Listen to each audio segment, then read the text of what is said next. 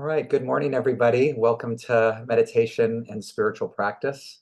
We're in the summer months and also in the book of Bamidbar in the Torah. Bamidbar means in the wilderness, and really is an apt metaphor for all of our lives. We're all in the wilderness, whether we believe it or not, whether we take refuge in our schedules and our homes and our senses of certainty about what's going to happen next, whatever's on our phone or our calendar.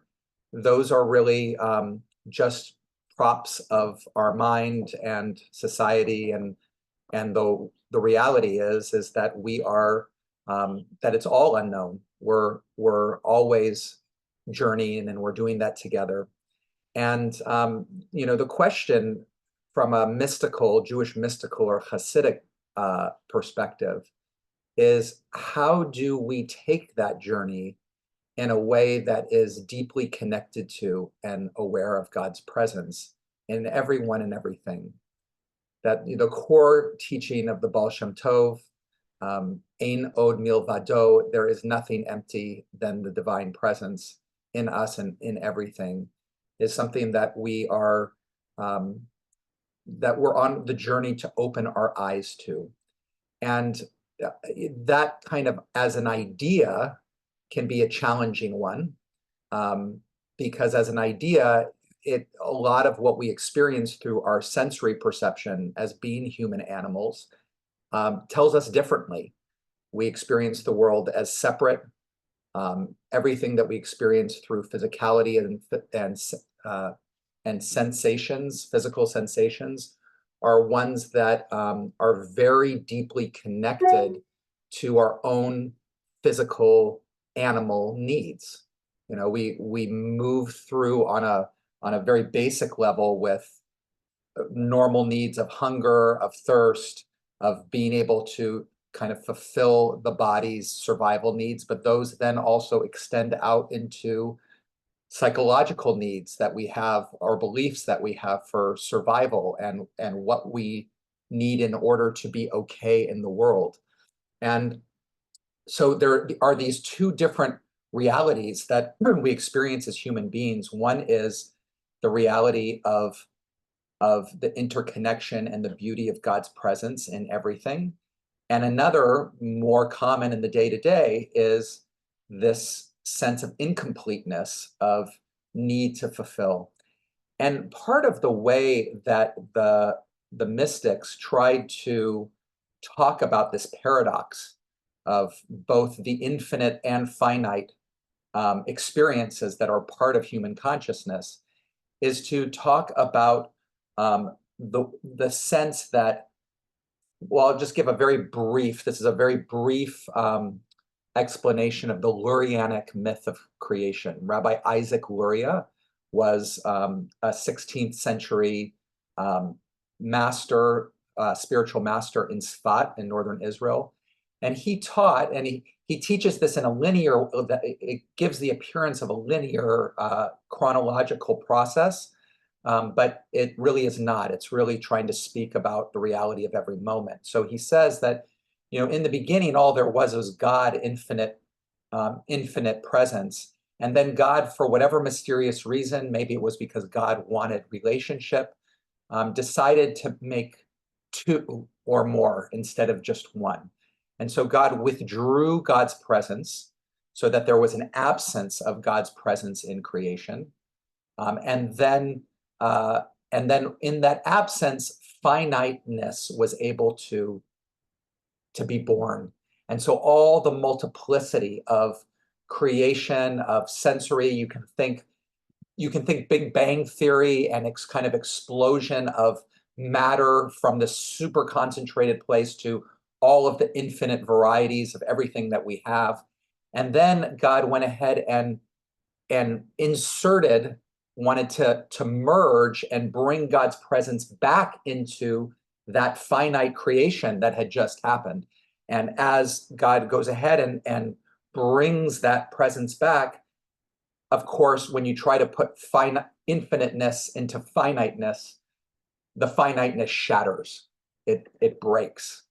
And that is the reality of our world, of a broken world of separation. And yet, in each of those pieces of broken creation is God's light and God's spark that is within it.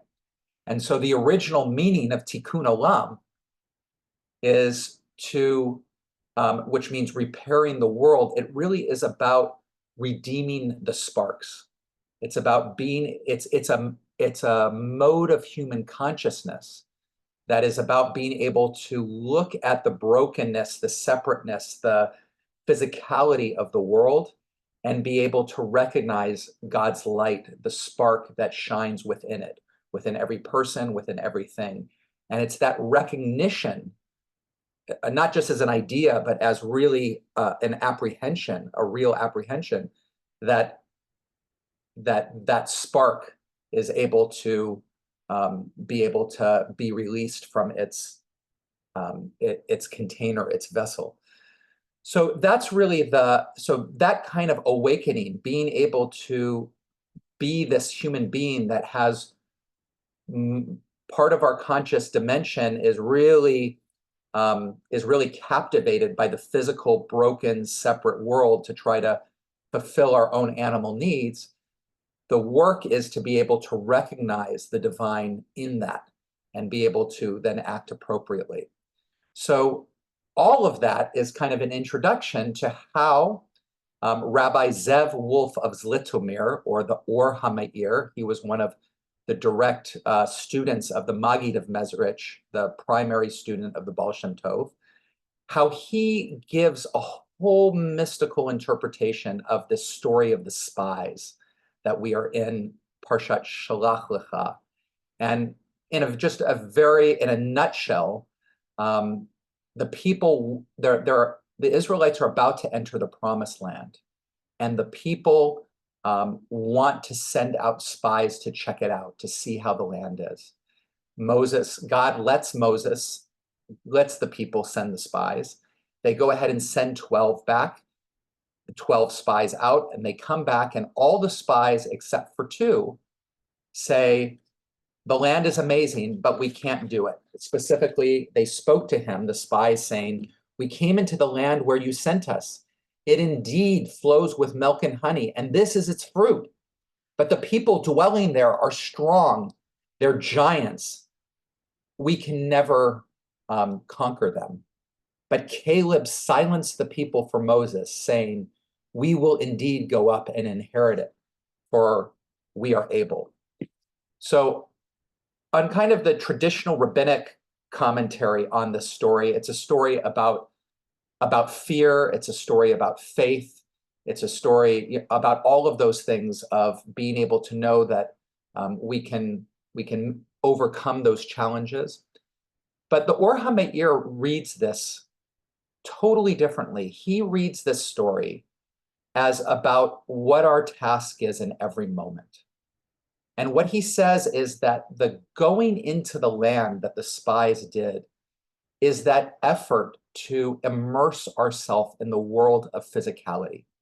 I won't say even so much an effort, it's our natural desire to immerse ourselves in the world of physicality, to be seeking sensory pleasure, ego fulfillment, all of those things that we do to try to become whole in some way or complete or some way, or all of that. That was the going into the land. And what the people what they're coming back and saying we can't conquer it, is basically saying, in this human predicament of being in a physical world and pursuing physical desires and sensory pleasures, we don't believe that we can sense God's presence. We are too concerned that we are going to be overwhelmed by the physicality of the world and get caught in this consciousness of separation and not be able to uplift those sparks, not be able to recognize that. And it's a really, really valid fear. For all of us who know, just living life all the time, it's very, very easy to get very caught into the drama of the world and get caught into the this and the this and the this and going after this, and I need this, and this is what I need to be okay, and all of those pursuits. And it's not that any of those pursuits are wrong or bad or that we shouldn't take them, but how easy it is to forget about God's presence in the midst of what we're doing, to not hold on to that sense of connection, of blessing, of presence as we go into our endeavors. So the people's fear is valid. But then Caleb says, no, we can do it. We can go up. And in fact, if we don't have that faith that we can be able to recognize the holy and the sacred and the spirit in all of those things that we do, that we don't need only the synagogue, or we don't need only the meditation cushion, or all of those things that we overtly label as spiritual in order to be in God's presence. As long we can, then we will continue to pursue. We will continue to pursue Ein od milvado. There is nothing empty of God's presence. And so that's really what we're practicing with, is that faith that even as we can get very caught and very absorbed, it doesn't keep us from continuing to open to look for, and to try to connect with who we really are in our deepest sense.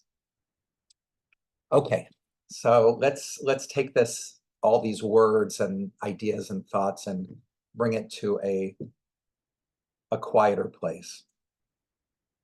We'll start with a melody, with a nigun, encourage you to sing in your own space, and then we'll move into the meditation.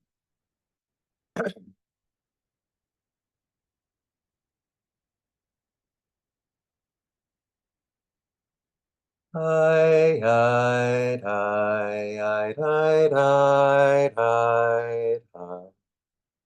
I, I, I, I, I,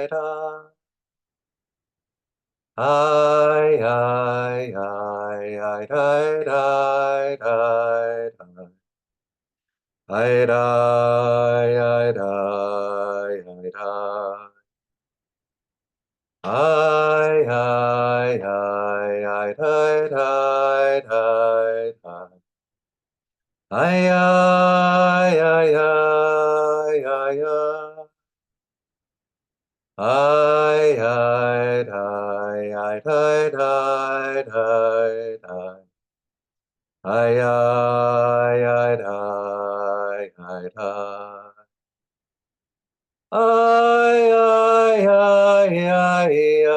I,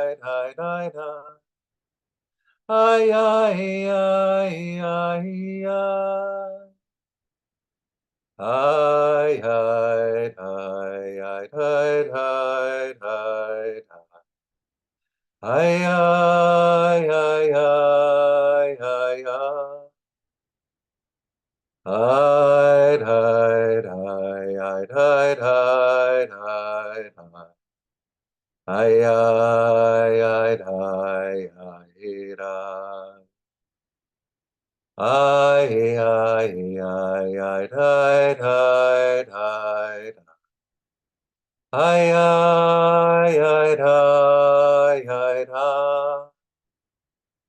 I, I, I, I, hi, hi, hi. Hi, hi, hi, hi, hi. Ay, ay, ay, ay, ay, ay, ay, ay. Ay, ay, ay, ay, ay. Ay, ay, ay, ay, ay, ay, ay, ay. Ay, ay, ay, ay, ay. Did it, I, did it, I, did it, I, did it, I, did I, I, I, I. Ay, ay, ay, ay, ay. Did it, I, did it, I, did it, I, did it, I, did I, I, I, I. Ay, ay, ay, ay, ay.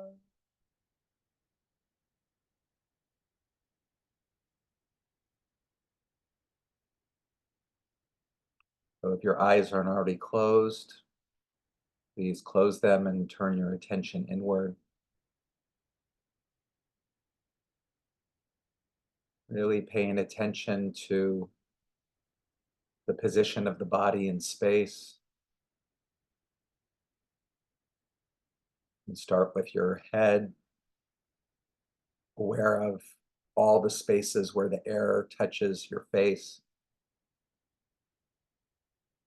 Notice all the sensations that are present in your face or your scalp, back of your head.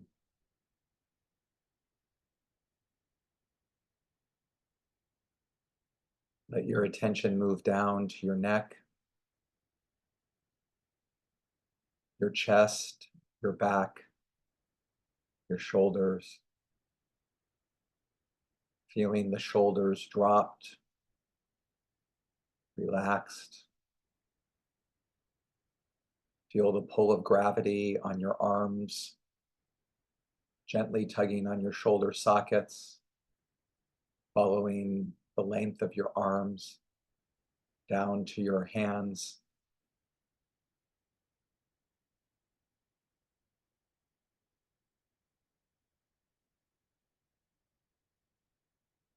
Notice the sensations in your hands wherever they're resting. Maybe you're on your lap or held together.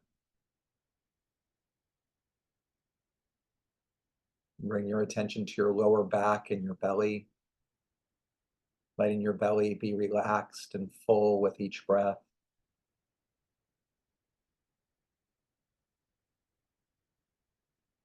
Notice the gentle effort that the muscles of your lower back make to sit up fairly straight.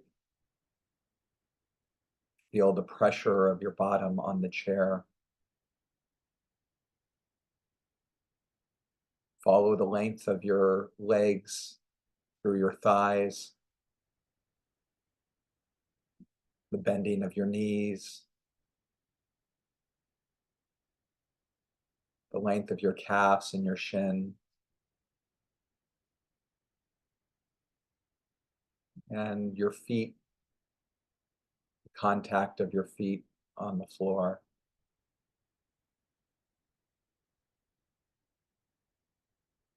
Really have a sense of your entire body in space.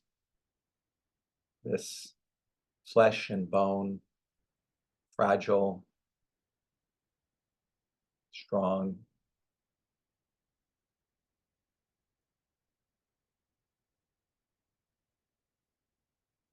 And notice the movement of breath as it enters through your nostrils or your mouth.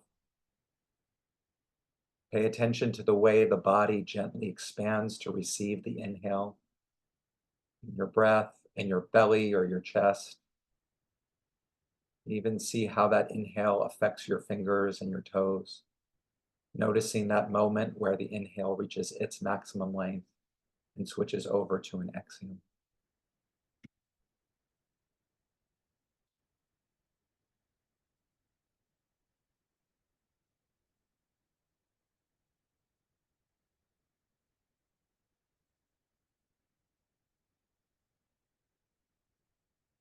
Really opening to all the sensation in your breath and your body, the multiplicity of experience,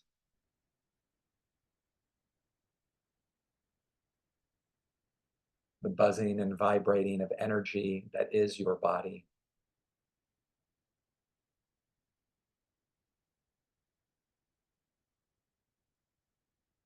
The automatic sustaining movement of breath.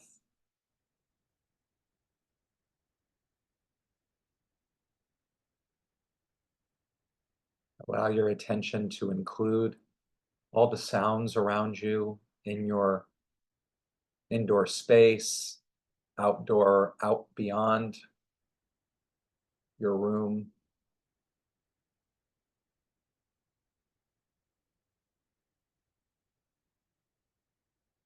Ein od milvado. There is nothing empty of God's presence. Everything is filled with the Holy One.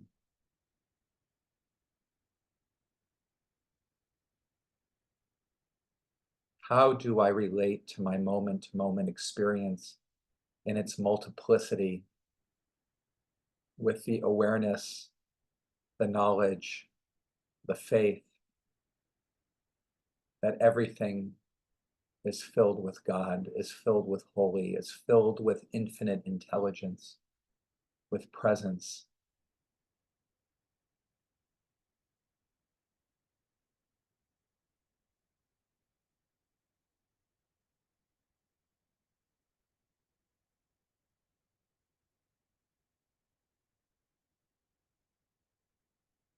How do I orient towards my experience in this moment with the knowledge that I am in the presence of the most deep, the most high,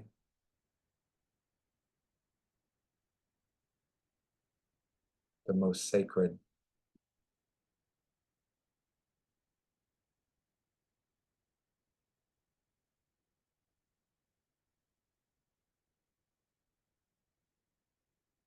Shriti Hashem Lenegdi Tamid, the psalm says, I place before me the divine presence always.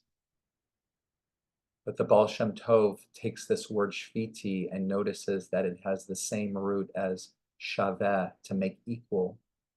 So he teaches that I see equally the divine presence in everything always.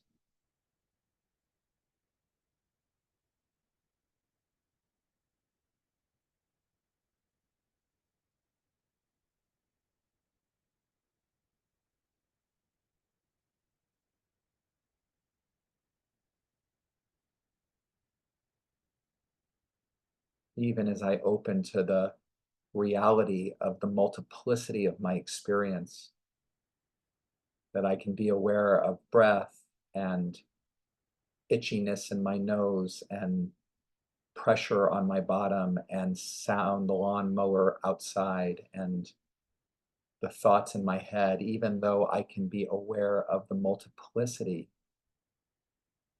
of sensations in this moment, my heart opens to the one that is present in all of it.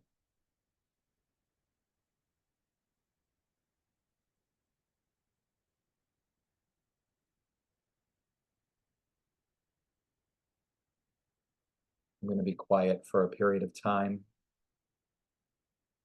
Invite you to continue to practice being present with body and breath in this moment.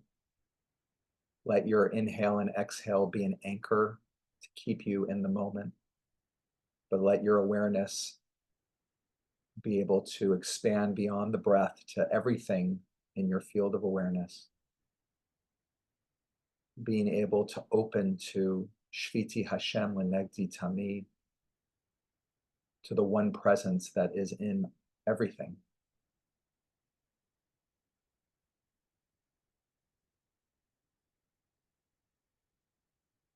And to sit with that balance of awe and love, that is the response to the awareness, even in the smallest bit of the divine.